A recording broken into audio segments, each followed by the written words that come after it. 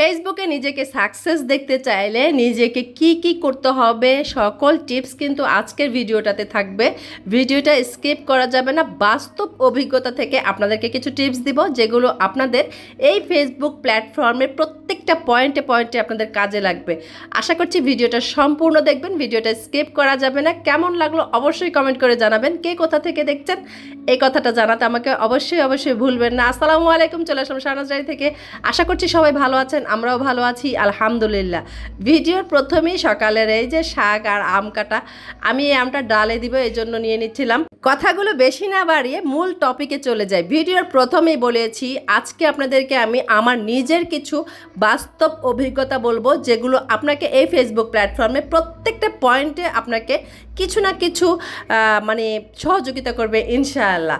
ভিডিওর প্রথমেই বলি, আপনি যখন একটা পেজ খুলবেন তখন কিন্তু আপনি এজ ইউজুয়াল কাজ করছেন, তখন কেউ কিন্তু আপনাকে পাত্তা দিবে না বা আপনার খোঁজ খবর নেবে না। কিন্তু আপনি যখনই এটাকে প্রফেশন হিসেবে নেবেন তখনই কিন্তু অনেকেই আপনাকে অনেক গাইডলাইন অনেক কিছু বলতে আসবে।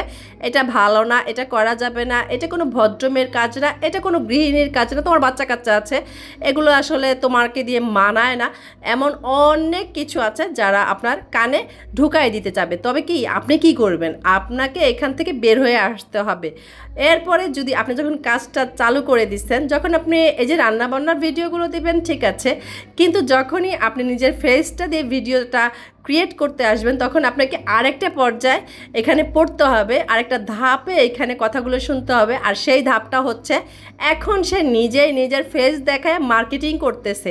মেয়েরা কি কখনো পর্দার বাহিরে যায়? মেয়েরা পর্দার ভেতরে থেকে যে কোনো কিছু করতে পারো, কিন্তু তোমরা এগুলো কি করতেছো? এগুলো আসলে একটা মুসলিম মেয়ের কাজ না। তবে হ্যাঁ, এখানে ঠিক আছে, আপনি যদি পর্দা করে সব কিছু করেন তাহলে কিন্তু এই কথাগুলো আপনি ইগনোর করতে পারেন, কারণ আপনি এখানে কিছু করতেছেন না যেটা আপনার ইসলাম বিরোধী হয়। আপনি এখানে কাজ করতেছেন, আপনি কিছু পরামর্শ দিচ্ছেন, এখানে আপনি এলোমেলো বা অপ্রাসঙ্গিক কোনো কিছু বলছেন না। এই দিকগুলো আপনি পজিটিভলি আপনি নিতে পারেন যে না, আমি আসলে খারাপ কিছু করছি না, তারপর আপনি কাজে এগিয়ে যেতে পারেন।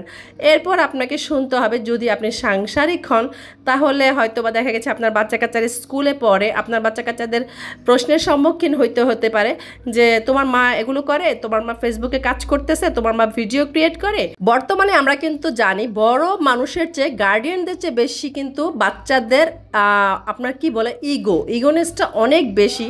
তো সেই ক্ষেত্রে আপনাকে এই জায়গাটাও কিন্তু সাফার করতে হবে। তো আপনি অবশ্যই বাচ্চাদেরকে এই টপিকটা মাথায় দিবেন যে এটা আমি একটা আমি যেহেতু রান্নাবান্না করি বাসায়, আমি এটা কোনো খারাপ কাজ না, এটা আসলে করতেই পারি স্বাভাবিক, এটা আমার একটা প্যাশন, যেটা আমার অনেক কিছু এখানে আছে, এটা আমার একটা হবি, সবাই করতেছে।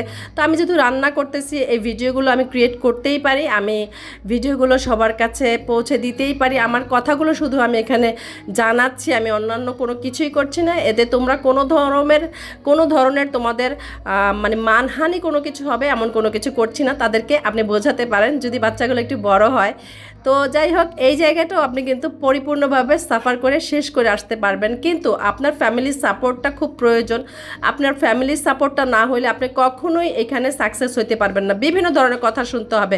হাজব্যান্ডকে আপনি একটা বেলা যদি খাবার না দিতে পারেন বা সকালে যদি ঠিক টাইম মতো আপনি তাকে নাস্তাটা না দিতে পারেন, বিভিন্ন ওয়েতে সে কথা শোনাবে। আর যদি শ্বশুর শাশুড়ি নিয়ে থাকেন তাহলে তো কথাই নাই, কথা শুনতে হবে যদি তারা মেন্টালিভাবে আপনার এই কাজটাকে প্রপারলি অ্যাকসেপ্ট না করে। তো এই ক্ষেত্রে আপনাদেরকে বলে রাখবো, প্রচুর পরিমাণে সাহস নিয়ে এখানে কাজ করতে হবে এবং আপনার অবশ্যই ইচ্ছা শক্তি বাড়িয়ে দিতে হবে, কনফিডেন্স লেভেলটাও বাড়িয়ে দিতে হবে যাতে করে আপনি এখানে সাকসেস হন।